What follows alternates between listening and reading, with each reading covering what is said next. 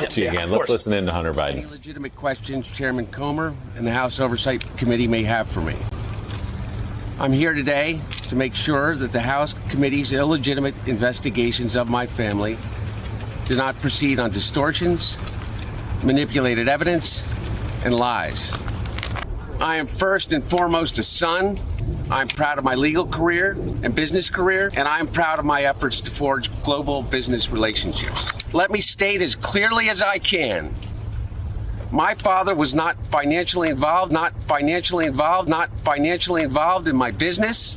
Republicans do not want an open process where Americans can see their tactics, expose their baseless inquiry, or hear what I have to say. What are they afraid of? I'm here. I'm ready. Hey there, guys. Welcome to the channel. So this morning, the Hunter Biden case got even more serious and even more crazy when he skipped his deposition. He did it in a very lazy, grandstanding manner. And in the process, he actually implicated his father in his business. And now they get to charge him with contempt of Congress, which can actually carry a year in prison. But of course, he's a liberal Democrat. So the DOJ, they're never actually going to charge him. You know, Eric Holder and a gazillion other Democrats are still awaiting their arraignments, while literally anyone connected to Trump, they're already charged, they're already tried, they're already convicted, they're already on down the road. Now, hopefully all the people who continue to believe that there is not a two-tiered justice system, hopefully they're paying attention to this, and hopefully they watch this. You know, I think there's a ton of dominoes that are going to fall in this one. There's already rumors that Fang's lover, Eric Swalwell, actually colluded with Hunter Biden's lawyers to help him sidestep a congressional subpoena from a committee that he's actually serving on. So I'll try to dig more into that in coming videos. But guys, take a look at what Jim Jordan has to say about Hunter's statement and Hunter's future in his contempt of Congress. Over to Chairman Jordan. I would just point out that I've had a chance now to review what Hunter Biden said in his press conference, and I think he made an interesting statement. He said his father was not financially involved in the business.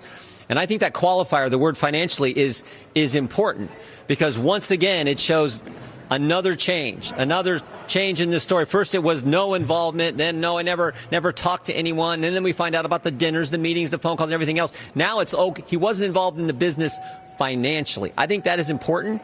It's one of the reasons we want to talk to Hunter Biden. Second thing I would say is this: in a few hours, I think the House of Representatives is going to pass the impeachment inquiry, and that is an important step. If you talk to any scholars in this, I think we could proceed as we did under Speaker McCarthy, where he announced it. But this is an important step. The impeachment power resides solely with the House of Representatives. If a majority of the House now says we're in an official impeachment inquiry as part of our constitutional duty to do oversight, that carries weight. That's going to help us get these witnesses in. And maybe most importantly, regarding this morning's activities, this is the argument that the White House and Hunter Biden's counsel used to say he shouldn't come. Okay. We disagree. We thought he should have been here. But when we take that vote this afternoon, what's our argument going to be then? We think he should come in. And if he doesn't, we're going to move forward with contempt proceedings. There's a process we have to follow, but we plan to do that.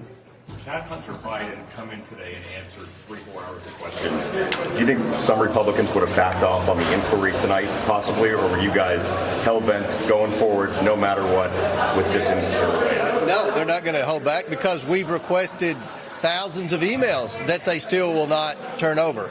We've requested transcribed interviews with certain White House staff that they've instructed not to come. So the White House continues to obstruct, and I think you're going to see a clear message from the House today for the White House to cooperate with this investigation. Lee Wolf, what's the latest on that? She's coming. She's coming. She's coming. Yeah. Can you talk through the concern? Definitely come. Process and timeline there?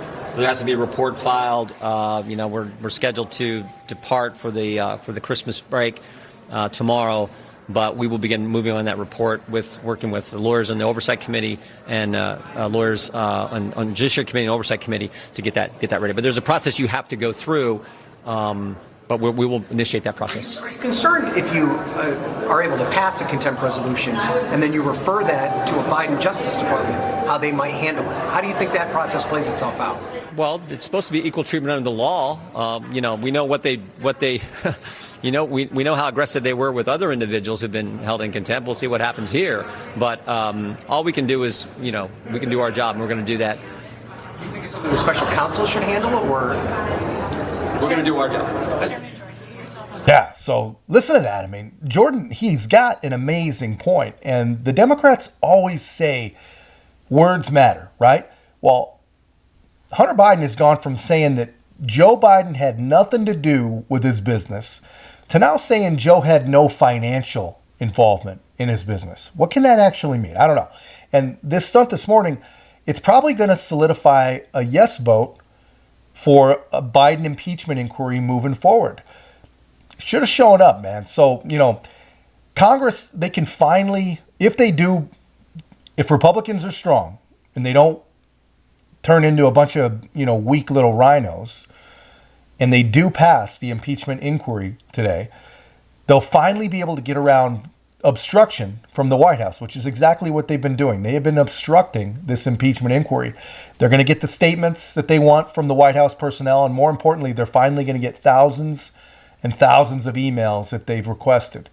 It's going to be interesting to watch, guys. That's all I've got for now. Let me know your take in the comments. Let me know what you think is actually going to happen. I probably have an idea what you think. Probably nothing. But let me know. And if you haven't already, guys, help us to continue to grow. Like, comment, subscribe. Most importantly, share the channel. We'll see you in the next one.